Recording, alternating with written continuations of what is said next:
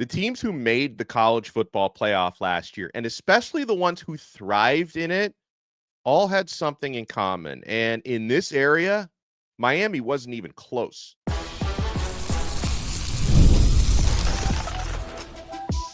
You are Locked On Canes, your daily podcast on the Miami Hurricanes, part of the Locked On Podcast Network, your team every day.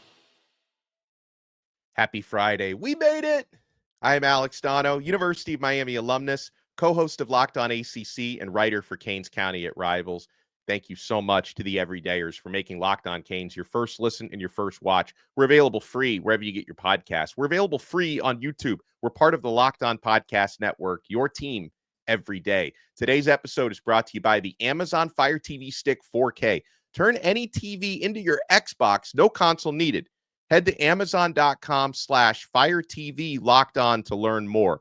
On this loaded episode, with Clemson and Notre Dame coming to that 12-year scheduling agreement, a lot of folks are asking, hey, how does Miami's non-conference schedule stack up in the upcoming years? We have the answer for you today. We potentially have, and I'm more than ready to log a Donno ball prediction, potentially very good news coming in the transfer portal, but let's talk about Miami's defense. We're getting a lot of questions about this today from the Locked On Canes Insiders chat. Dre asks, hey, do we believe that we're going to see massive improvements from our front seven? Got a question from Mr. Valentine who asks, hey, Donno, do you believe there have been enough changes defensively so the offense won't have to play catch up all season? And so, when I get to what all of the college football playoff teams from last year had in common, spoiler alert, a big part of that is defense. Miami didn't play much of any of it last year. The Hurricanes ranked 68th in total defense last year, 70th in scoring defense, 57th in passing yards allowed, 52nd in the SP plus metric on defense. And, I give a lot of respect to Matt Shodell at Cane Sport. He wrote a column this week saying that, hey, Carson Beck isn't really the guy who holds the most important key to the season for Miami. It's improving the D. And, as crazy as it may be to say out loud, because Beck, Miami's new starting quarterback, plays the most important position in football. And, if Beck, God forbid, has a really bad year, it could sabotage Miami's season. You fall short of ACC championship, college football playoff. I don't think he's going to have a bad year. I think he's going to have a very good year. But the point being that, hey, last year, Miami had the most electrifying quarterback in the entire country, future number one overall draft pick, who threw for well over 4,000 yards and set single-season records in almost every passing category in Miami Hurricanes history. And the Hurricanes still fell short, and that wasn't Cam Ward's fault that Miami fell short. It was Miami not playing any defense to speak of. So I'll answer those questions that came in on the Insiders chat. But when we go to bringing this full circle, what did the teams that made the college football playoff last year, especially the ones who advanced, what did they have in common? Top scoring defenses in America. And I reiterate, Miami last year was in the bottom half of the country. What is it, 133 FBS teams? And Miami was 70th in scoring defense last year. Because even now, in this era where electrifying quarterback play and vertical passing games are so emphasized, it's never been more of a time in my 40 years watching college football. There's never been a time quite like the present where it's so much is predicated on offense, but it's a little bit deceiving because even today, defense still wins championships. Ohio State Buckeyes, they were number one in scoring defense last year. They won the national title. Texas Longhorns, third in scoring defense. They made the playoff, won a playoff game. Notre Dame, fourth in scoring defense last year. They got to the championship game. Indiana, sixth in scoring defense. They made the playoff. Tennessee Volunteers, now they got blown out in the playoff, but seventh in scoring defense. They were a playoff team. Penn State Nittany Lions, eighth in scoring defense last year, got to the playoffs. Oregon, 16th in scoring defense. They got to the playoff. Georgia, 23rd in scoring defense. They got to the playoff. Arizona State, Boise State were tied for 37th. They made the playoffs, so not as elite, but still, way higher than Miami. Clemson had the 42nd ranked scoring defense. They made the playoff. Miami had the 70th ranked scoring defense in the country. And honestly, with how prolific Miami's offense was a year ago, if the Hurricanes could have been like 60th in scoring D instead of 70th, you're probably talking about an ACC championship game, because you would not have blown a 21-0 lead against Syracuse if your defense was even respectable. So you would have made the ACC championship game, and you probably would have made the college football playoff regardless of whether you won the ACC championship or not. So you understand where I'm going with this, right? Like I'm not saying Carson Beck isn't important. Like I know what the Florida fans, because Florida, they're so obsessed with Miami. I think they hate our team more than they love their team. They're going to watch this in their mullets and their jean shorts, and they're going to say, that Miami guy, he's already making them excuses for Carson Beck. He don't think Carson's going to be important to the season. It's not what I'm saying. It's not what I'm saying at all.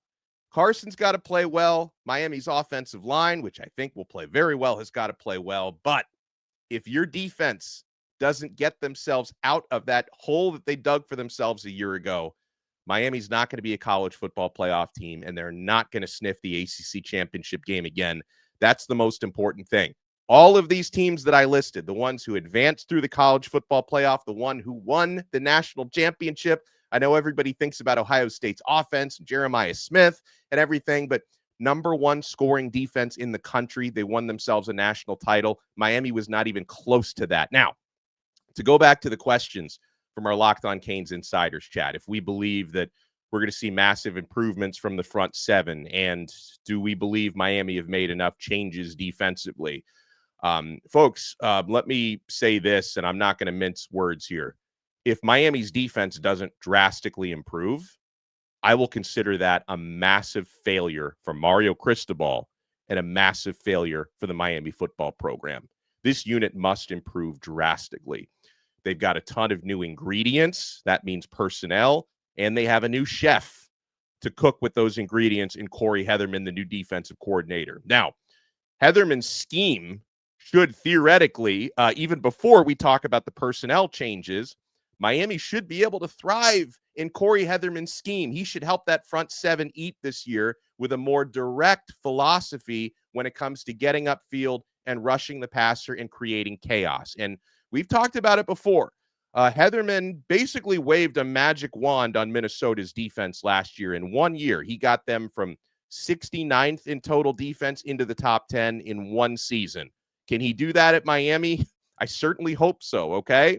When it comes to personnel, the biggest addition to Miami's defensive line was transfer defensive tackle David Blay, solid player, excellent pass rusher from the interior.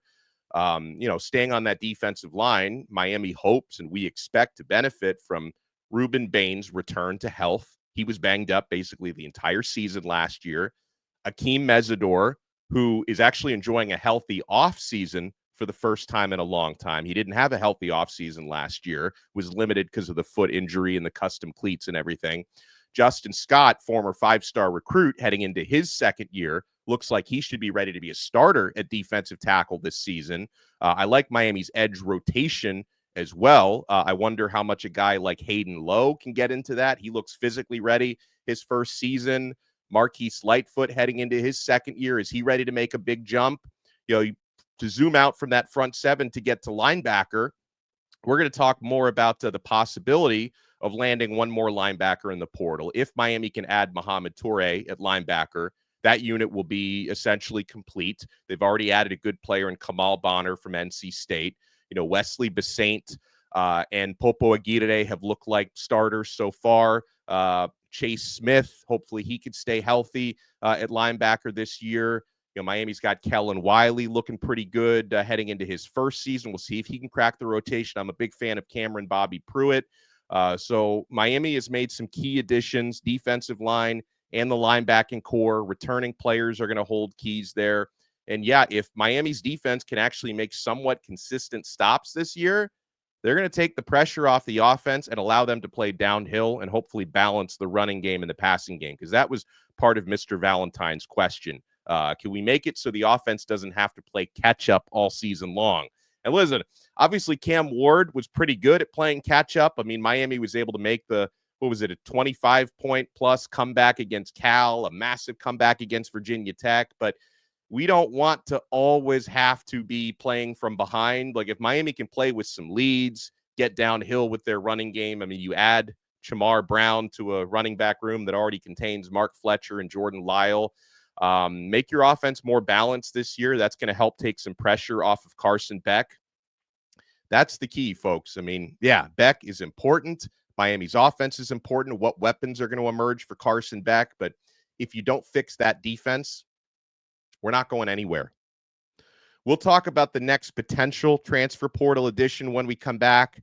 Got some thoughts on non-conference scheduling. Folks, you want to keep it locked right here? It's a Friday, and we're only getting started on this brand new episode of Locked On Canes. Did you know your Fire TV is also an Xbox? Yeah. You can turn any TV into your gaming and entertainment hub with Fire TV Stick 4K devices. No console required. Just grab your paired controller, subscribe or sign in to Xbox Game Pass Ultimate with EA Play included, and you're ready to play. Dive into hundreds of premium titles from EA Sports College Football 25 to Call of Duty Black Ops 6 and Avowed as easily as you stream your favorite shows. It's gaming made simple, and it's all on your Fire TV. Guys, with Wi-Fi 6, 6E, and auto low latency mode advanced technology, Fire TV Stick 4K delivers smoother, more responsive gameplay with lightning fast speeds that you need to stay competitive. Guys, head to Amazon.com/Fire TV Locked On to get started. Xbox Game Pass Ultimate subscription and compatible controller required. Available on select devices, including Fire TV Stick 4K, Fire TV Stick 4K Max, and Fire TV Cube.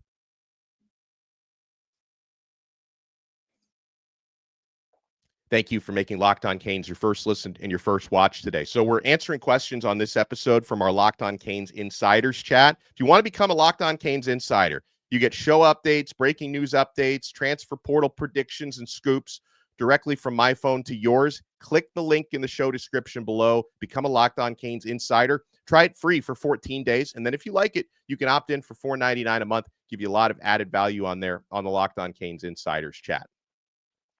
So I am anticipating hopefully some good news in the coming days or coming hours even from what I believe is Miami's probably their last transfer portal target for 2025. And that's Rutgers linebacker Mohamed Toure. And yeah, I mean, Miami's linebacker room got some really good players there, a little bit thin coming out of spring football. So, you know, they already added Kamal Bonner from NC State to that unit, 3 years of eligibility left, really high upside player. Whereas Toure, if Miami can get him, this is essentially a free agent. He's got 1 year of eligibility remaining. He's trying to impress NFL scouts, especially, you know, coming off a 2024 season. He missed the entire year with an ACL injury, but he's fully recovered from that. I strongly believe Miami is the leader in the clubhouse to land Mohamed Toure, with the other top teams being Penn State. I believe that's Miami's primary competition. Indiana, who he also visited, and he also visited North Carolina. This is a 6'2", 236-pound linebacker who led the Rutgers Scarlet Knights last year, 9.5 tackles for loss, and he led the team with 4.5 sacks, was second on the team. Oh, this was 2023. Sorry, not last year. Last year, again, he didn't play. 2023, he led the team in these categories, was second with 93 tackles. He was 12th in the Big Ten that year with 7.2 tackles per game, had at least 5 tackles in every game in 2023, and he had double-digit tackles in 2 games. Also had an interception, a forced fumble, and a pass breakup back in 2023. This is someone who is a physical specimen and freak, is always making disruptive plays behind the line of scrimmage. You give him a runway, he's going to wreck the passer. Again, he led his team in sacks a couple of years ago. And, you know, you talk about the new chef of the defense, Corey Hetherman, getting his ingredients together. If Miami can land Mohamed Toure, this is someone that Hetherman coached 2 and 3 seasons ago at Rutgers, was the former linebackers coach there. And yeah, in 2023, when Toure had his breakout year, Hetherman was his linebackers coach. And so with Toure knowing that he's got, 1 year of eligibility remaining, he wants to make sure he gets into a situation where he feels he can thrive. And he could do a lot worse than, connecting with, because Hetherman is not only Miami's defensive coordinator, but also the linebackers coach. To reconnect with the guy who brought the best out of him 2 seasons ago would probably be a smart career decision for Mohamed Toure. So we hope we can land him. Let's get to more questions from you guys, the Locked On Canes insiders. We get this one from our hermano from another Madre, Gilbert, who says, "Hey, Donno, I heard that Notre Dame and Clemson, starting in 2027, are going to face each other 12 straight years." Says, does Miami have any mega non-conference matchups in for next season and beyond? And then he also asked, who would you like Miami to play in a megalodon conference matchup, or non-conference matchup? I think he meant. My wish would be for either LSU or Oklahoma in the future. It's funny because, Clemson's getting all the headlines because they did this like backdoor scheduling agreement with Notre Dame. They did it kind of behind the ACC's back, and so it's getting highly published. But I look through Miami's upcoming non-conference games, and Miami only misses like 1 or 2 seasons against Notre Dame. Like, we play Notre Dame a ton in the upcoming years. I mean, as you already know, everyone knows this, Miami opens up the season against Notre Dame this year at home. Miami also plays Notre Dame the following year, 2026, in South Bend, and then again in South Bend in 2028. And I think there's maybe a year gap after that, then a couple more matchups home and home with Notre Dame. So you have a lot of matchups with Notre Dame coming up. So 2026 and 2028, we match up with the Irish. In 2027, Miami is good. And some of you may not think this is a mega matchup, but they're making a big deal about this since they scheduled it. 2027, Miami's going to open up the season against Utah in Las Vegas for a big non-conference showcase. So, hopefully being in Las Vegas, we can impress more of those Bishop Gorman players. Brevin Jordan went to Bishop Gorman. We got SJ Alofi Tuli on the roster now from Gorman, and our tight end Elijah Lofton went to Gorman. So it's nice out to be there in Las Vegas. In 2029 and 2030, in 29 and 30, what did I say? 2030? No, it's 2030.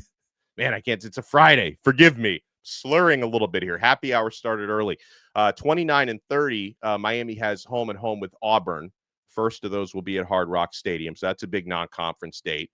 Usually they schedule these games several years in advance, but I would love to get in upcoming years more games scheduled against Florida. It's always fun to play Florida. And I'd love a way to match up with LSU at some point. You mentioned Oklahoma, LSU, Oklahoma, something like that. I'd love to, we don't play the, Western teams as often, but I'd love to get a home and home with Oregon at some point. Wouldn't that be fun to get Mario Cristobal versus Dan Lanning? So, to answer your question, don't be too stressed out about Clemson getting all these upcoming games with Notre Dame, because Miami has several coming up with Notre Dame, and we have some other non-conference foes we're going to see in the near future. Joey Kane asks, hey, I know everybody is not happy about us not picking up a defensive tackle or two, but with the style of defense Hetherman runs, shouldn't we be pretty psyched with this roster? With Bain and Mesidor being able to bump inside to help the rotation, and the talent on the edge and linebacker, and hopefully with the addition, of Toure, says, I'm just not seeing where depth should be an issue.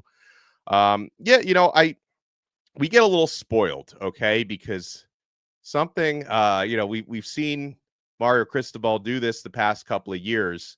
And Miami has great NIL resources, as we know. Usually when Miami have areas of concerning depth, we're able to go out and address those issues. Think about all the defensive backs Miami has brought in. Miami has brought in, going back to the winter transfer portal, we brought in 3 new receivers. CJ Daniels came in the winter. Tony Johnson and Keelan Marion come in the spring. So we're just so used to, hey, if we see a problem, we can go out there and grab some guys and get our depth going. Defensive tackle was a little bit different because the market just wasn't good in this April and May portal window. There just weren't difference makers available. So it looks like we're probably going to stand pat. But Joey Kane, your mindset, let's speak that into existence, because like you mentioned, Miami, I know the actual pure defensive tackles that we seem to really trust are Ahmad Moten, Justin Scott, and David Blay. But we also are going to need the behemoth of Artavius Jones, the juggernaut. We need him to step up into his second year.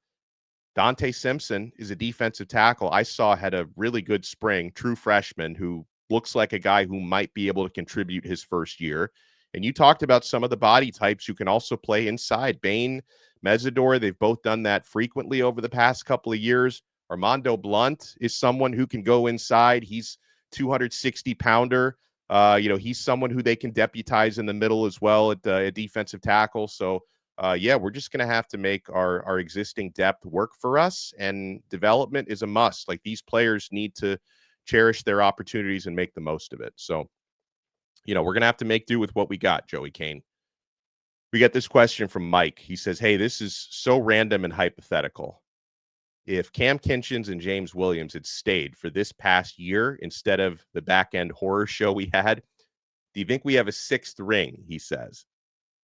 I hate to play those hypothetical. Like, if Cam and James had, and they're both off to fine starts in the NFL, but maybe could have benefited from playing their final year of eligibility in terms of, where they were selected. I'm not going to guarantee Miami would have won a championship last year, but I will say, if we had seniors in Cam Kinchins and James Williams last season, I think Miami would have qualified for the college football playoff, because in case you didn't notice, safety was a problem last year, especially the guy who was wearing the number 7, put a lot of undue burden on the defense. Kiko had to cover for him a lot, and I think that took away something from Kiko's season last year. So I don't know if Miami wins a championship. I hate to do those kind of hypotheticals, but, probably would have been a playoff team last year. How about this one? What is the weakest position group for the 2025 season? We will answer that next. And we will also answer a question about Jackson Cantwell. Man, we're 4 days away, and I'm not feeling great. You want to keep it locked right here. We're not done yet on Locked On Canes.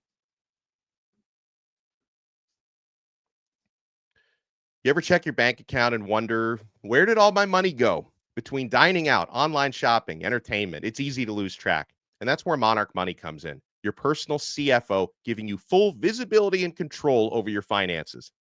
Monarch Money isn't just a budgeting app. It's a complete financial command center. You can track all your accounts, investments, and spending in one place, so you stop just managing your money and you start building wealth. When I started using Monarch, I realized just how much I was overspending on things like food delivery and streaming services. Now I budget smarter and I save more. And instead of juggling multiple apps, you can use Monarch to check your finances, track spending, and even plan your long-term goals all in one place. Take control of your finances with Monarch Money. Use code LOCKEDONCollege at monarchmoney.com for 50% off your first year. That's monarchmoney.com, code LOCKEDONCollege for half off your first year. Thank you for making this Friday Locked On Canes your first listen and your first watch. Make sure for your next listen, you check out the portal.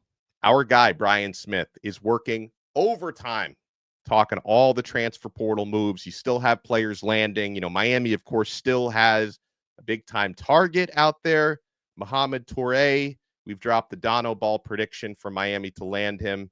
Fingers crossed, because I don't want to be wrong. I also want Miami to add a really good linebacker to their defense. All right, we get this from our guy, Steve in Port Orange. It says, what is the weakest position room for 2025? And how does the receiver room stack up? I would say that I don't think that there's a clear position group of weakness. And this is a compliment to the roster building that Mario Cristobal and his staff have done. Like, I don't look at any position group and say, gosh, we just don't have any difference makers there. I think you look at certain rooms being deeper than others, right? we've got a few concerns at receiver just because of how much experience you lost from last year. I mean, all of your top pass catchers are either in the NFL now or, Isaiah Horton switched to Alabama. He transferred out. So you're replacing a ton of production, but I can't say the receiver room is bad. JoJo Trader looks like he's ready to have a big year. CJ Daniels is going to be your reliable veteran in that room. Keelan Marion looks absolutely electric. Tony Johnson gives you an experienced slot option. Miami was able to keep Carr on the roster. Somebody asked me about Chance Robinson. How come we never talk about him? Well, I mean, only because Robinson hasn't been healthy. So he wasn't healthy for the spring. Hopefully Chance, who's a big-bodied guy, 6'2", about 200 pounds, tremendous high school career at St. Thomas Aquinas. Like Chance Robinson, if he can get healthy and catch up, he could be a difference maker in that room as well. So like you would look at receiver. I wouldn't call it a weak room, just a little bit more of a questionable room because some of these guys haven't played a whole lot. But they addressed it. Like they got experienced guys in the portal because Keelan Marion, Tony Johnston, CJ Daniels is a 6th-year guy. So they brought in a ton of experience. But receiver is a room you have more questions about. I would say linebacker is a group we have some questions about. But if they're able to add Mohamed Toure, that would go a long way to solidifying that room. We talked about, a little bit of a lack of depth at defensive tackles. So you can throw that in there. Safety is still not that deep, but I believe in Zechariah Poyser, and I think Jacoby Thomas can potentially start as well. But talking about 2 guys who transferred in, so you don't have continuity there. But again, like this is a little nitpicky, and like this is not my way of saying like, hey, Miami's going to win a national championship. But I don't think I can just look. It would be unfair of me to look at any position group and say that's the weakest. There are certain groups that are not maybe as deep as others, right? The deepest position groups, offensive line, I believe, although, there is a lack of experience behind your starters. I get that. But I think offensive line is probably the best room on your team. Running back is another tremendous room on this team. I believe cornerback now is gifted with a lot of depth after the moves that Miami made in the offseason. So, honestly, to me, I think the question is going to be how far Miami goes this year. Can they avoid a lot of injuries? Because if you do suffer injuries in certain position groups, and that includes quarterback, by the way, if Carson Beck, if he doesn't stay healthy, there's going to be a drop off there. So as long as your depth doesn't get tested too much in certain areas, I think Miami can have a really good season. This question from John in Tampa, who says, hey, if we don't land Jackson Cantwell, what are our next best prospects for big-time offensive linemen? Yeah, we're 4 days away from Jackson Cantwell's decision. You saw, we talked about it yesterday, how Georgia, this is what happens behind the scenes. Georgia basically planted a story to On3 Sports about how, hey, everyone loves to come for the Georgia discount. Miami is all about the money, and Georgia is all about our special program and development. There's been a lot of signs. I hope I'm wrong about this, but there have been a lot of signs over the last, couple of weeks that have really pointed Jackson Cantwell more towards the Dogs than to the Canes. So my hopes are not that high as we're 4 days away from the Cantwell decision. But I'm not giving up hope yet because, hey, allegedly Miami has the highest financial offer out there. We know Cantwell speaks very highly of Alex Mirabal and Mario Cristobal. So I'm not saying Miami doesn't have a chance. But, yeah, if Miami were to miss on Cantwell, I really like where Miami stands with Cannon Pickett, 4-star offensive lineman, legacy, younger brother of Booker Pickett Jr., son of Booker Pickett Sr., who played at Miami. I like where Miami stands with him. I like where Miami stands with interior offensive lineman Ryan Moret, friend of the show. Hurricanes already have committed in this cycle offensive tackles Joel Irvin and Ben Congdon. I think the staff thinks really those guys are not like blue chippers the way that Cantwell and Kenai Pepe are, but I think the staff thinks really highly of them. Miami also has center J.J. Sparks committed. Other players that are kind of on the radar. Brett Colajay from IMG Academy is one who Miami has recruited heavily 4-star defensive. A lot of these are interior guys, though. Lamar Brown out of Louisiana is a blue chipper who's been on Miami's radar. He does have a crystal ball to land at LSU. He's going to be picking July 4th. We'll see what happens there. And I mentioned the name Kenai Pepe. Miami's already missed out on him. At least I know it's not signing day yet, but Kenai Pepe did verbally commit within the last week or so to USC. So seemingly that ship may have sailed already. But hey, we appreciate you guys taking time out of your Friday. And if we do get any breaking transfer portal news over the weekend, we're going to be here. Locked on Canes, we'll do an emergency episode if necessary, okay? If Miami lands another commitment, we will be here for you guys. So make sure to smash that like button, subscribe to Locked on Canes on YouTube, subscribe on Apple Podcasts, Spotify, wherever you get your pods. And we'll talk to you again next time on another episode of Locked on Canes. We are part of the Locked on Podcast Network, your team every day.